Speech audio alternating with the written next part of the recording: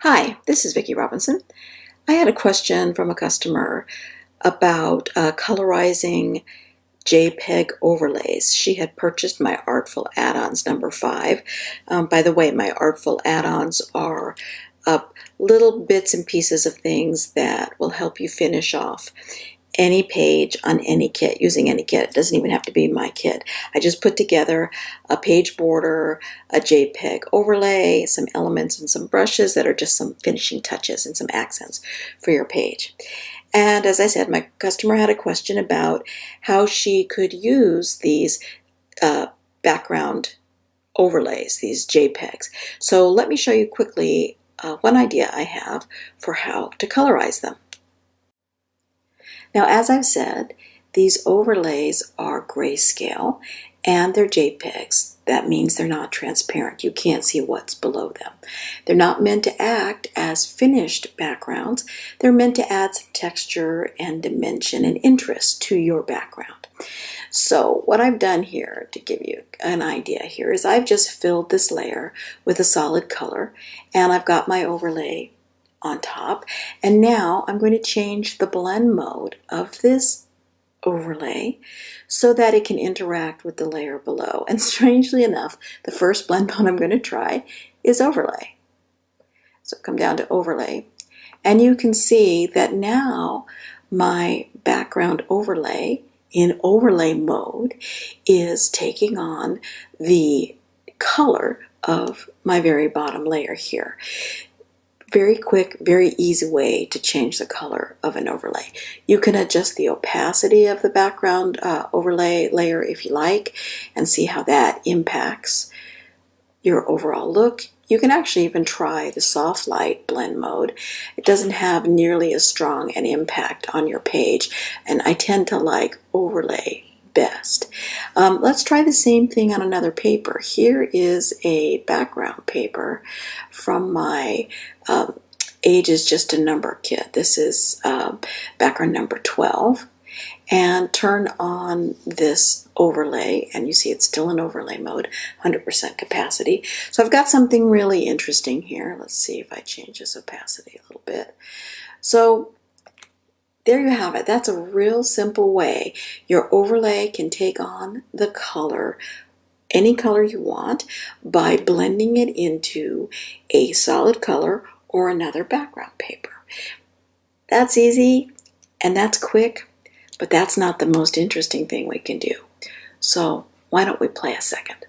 Okay, so let's play with this overlay and see what we can make happen. As you see, I've got it here, and below it I've pulled in a background paper. This is number 7 from my Age is Just a Number kit.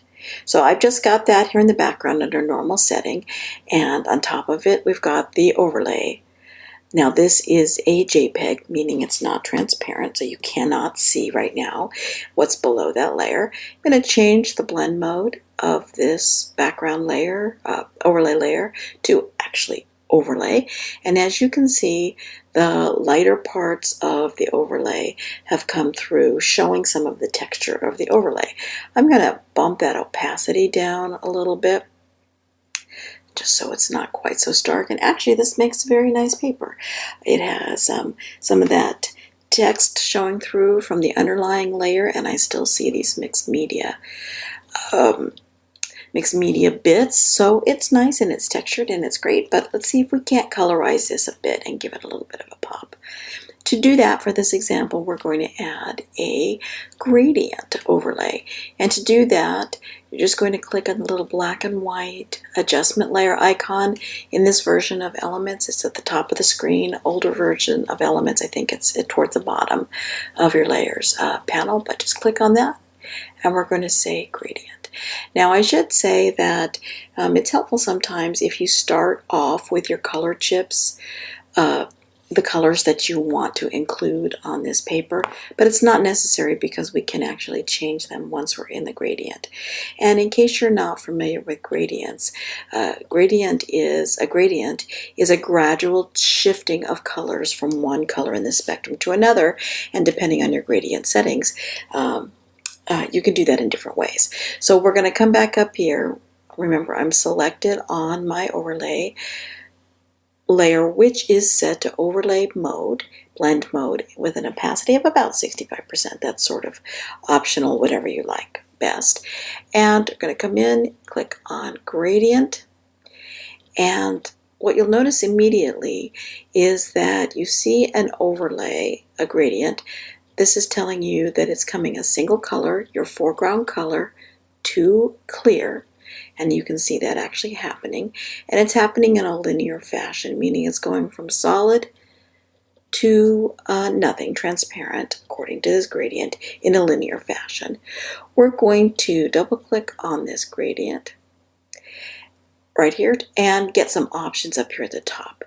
Because I want to incorporate the two colors that I've got in my color picker, I'm going to click on this gradient.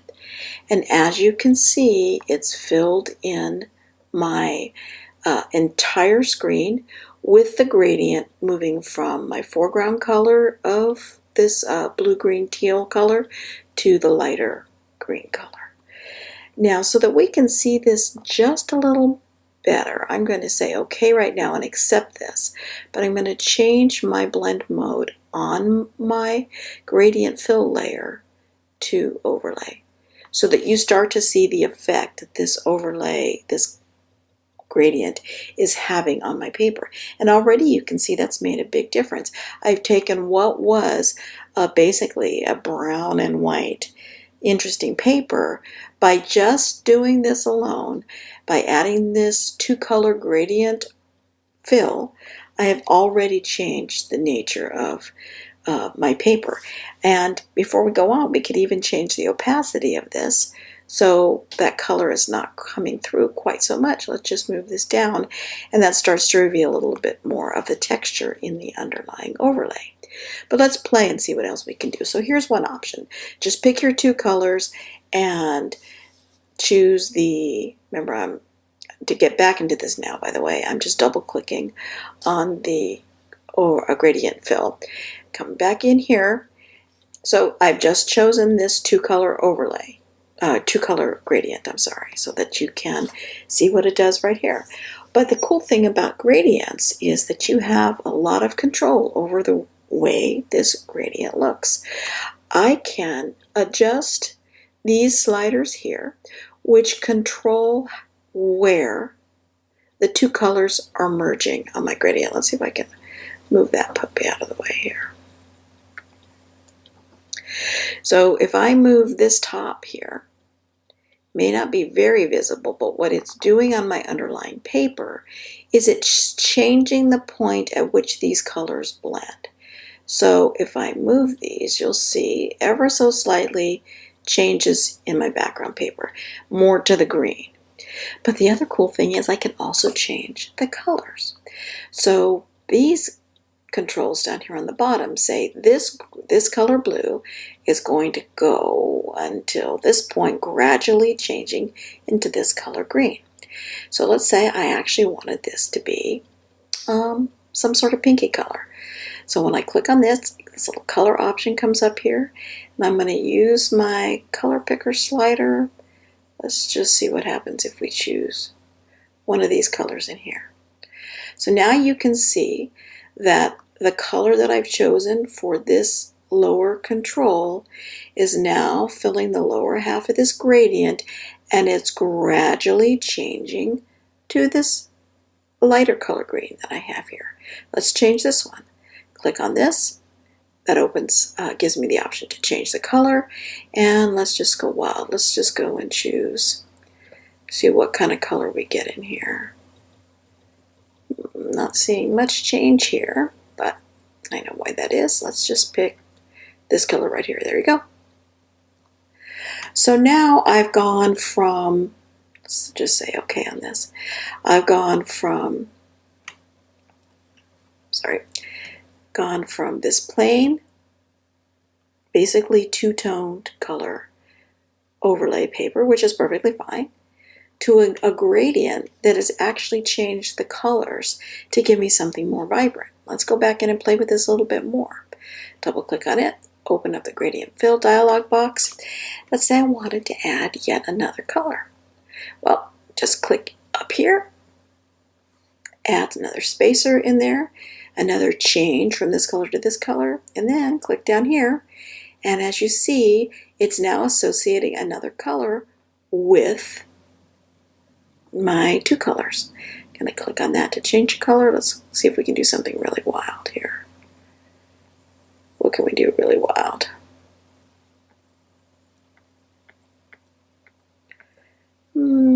So this green probably illustrates this better. So now my gradient is coming from the bottom up, smoothly transitioning to this point where it starts to bring in the greens, and then transitioning where it starts to bring in the pinks. Say OK and OK. And we have a little bit more control here. We can change the opacity of this gradient so more of the gradient shows and less of the transparency below. Or we can go the opposite. We can have just a little hint of color. Leave this in the middle. What happens if we change this to soft light? Not a whole heck of a lot of difference here. Soft light, overlay, a little bit, but not much. What happens if we change the opacity of this? So as you can see, you actually have a lot of control with this gradient. Let's change this back to overlay. So we're back to sort of where we started. Make this down to maybe, say, 50%. But remember, we've got this in this background overlay is in overlay mode at 65%. What if we made that 6%? Well, now less of the overlay is showing and more of the gradient fill. Let's change this all the way up and say 100%. Well, now we've got these cool colors and we have a lot of the texture of the background overlay showing. So as you can see, using a gradient fill is a great way to customize, personalize, manipulate, whatever word you want to use. It's a great way to make these black and white or gray tone, grayscale overlays add texture and dimension and interest to your paper. Thanks for watching.